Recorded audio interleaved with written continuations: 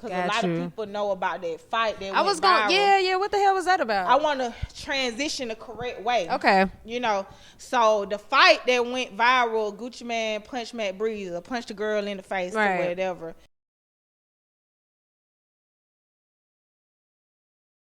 A lot of people like make light of the situation where I would never understand that because if somebody punch your mama, your sister, your cousin, it's a you problem. wouldn't have that same energy. You wouldn't be like key. Right. But you know. Right. You know the way of this world. Oh yeah. I guess it's entertainment. But you know when that video first came out, I wasn't even bothered because first of all, that video happened in 2005. Right. This one he had just not too long ago came home. His album was released when he was in jail. Right. And when he came home, he started promoting it. Mm-hmm. Okay. When he was in jail, I was promoting Go Ahead, pushing that myself. Got you. Just because that was the only song that I was on, and I was just trying to keep the name buzzing, running, you know what I'm saying? And so that when he got home, it set the tone. Like that became his single. Because I had did like what we say, footwork, going to all the DJ listening to song. Me and Gucci got listening to song. I going on the massacre tour and doing you know what I'm saying?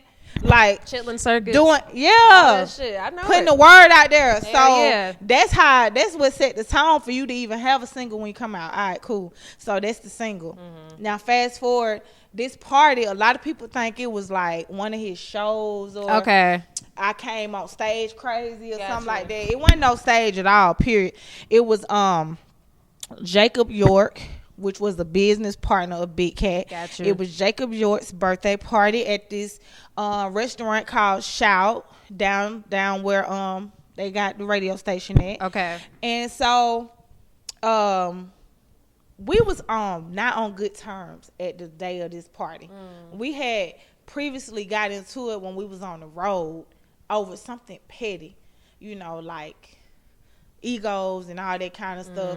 I ain't gonna go into detail about what we had got into it about, cause that's another story in itself. Yeah. But we went on good terms, you know. And then fast forward to the party, he told me not to come to the party, but I was invited just like he was, you know. And I had already told my homegirls about it. They wanted to come. We in there. Come.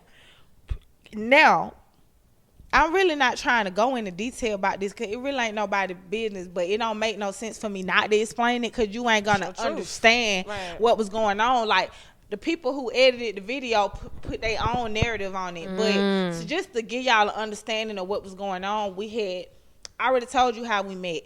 And from that day when we met in Alabama at that showcase on the rebound thing, we've been together ever since. Like, every single day.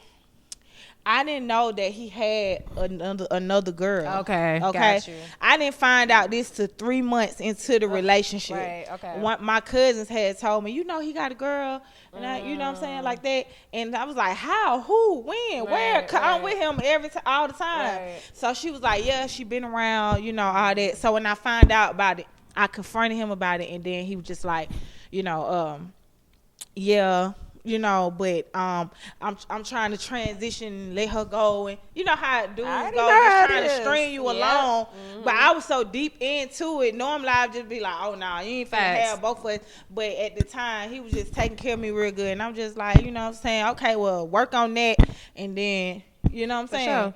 So at that particular day of the night of the fight, the other girl had found out about us. Now she knew that I was his artist. Yeah. But he came home and found some pictures and stuff. Oh, shit. Of us, like dressed alike in his book bag, like unpacking his stuff, and found pictures of us and you know in his book bag. So they got to find that day about that. Okay. So I guess he tried to make up with her and tried to make her feel good and dressed her all up and brought her to the party. You know, because they don't really go out together. Like, we was the one that always go out together. So they came out. And I guess that's why he didn't want me to be there. I came anyway. So the energy was already tense. Not on my end because I didn't care. He was mad at me about something that happened on the road, okay? So anyway, like I said, it's a birthday party. My homegirl said, we want to hear Go Ahead, tell DJ play Go Ahead. So we DJ Bobby Black, he was DJing that night. Shout out to DJ Bobby Black. Sure. He played Go Ahead. He was like, matter of fact, I'm gonna hook up the mics, go get Gucci, cause nobody know what's going on. You know, everybody thinking everything normal. Right. Go get Gucci, tell him we gonna y'all perform for the birthday. Yeah. So I sent somebody over there to tell him we finna get ready to perform for Jacob's birthday. For sure. They played Go Ahead. He did his part.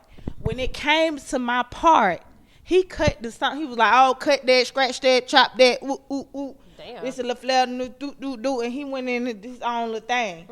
So I was like, really, we're going there? Like, you can't, this personal stuff aside, we can't be professional for a moment and just perform a song. I ate that up. But at this point, I had already walked up there. So he steady telling me, move, da. Now, I already know what's going on. That girl over there, you don't want her to think everything gravy between us. So you kind of shunning me, trying to make it seem like it ain't what it is or whatever like that. I don't care nothing about that. I really fell back. But he kept egging it on, like, gone trying to get me to just, like, you know, dismiss me. And I was like, okay. Then so when I put my hand in his face, this camera's everywhere. Yeah. So he was like, he feeling some type of way, like he ain't just finna play me like that in front of the camera. So that's when he pushed me.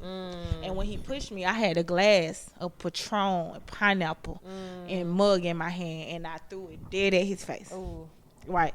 So then that's when it literally, they played it in slow-mo, but it literally went in slow-mo.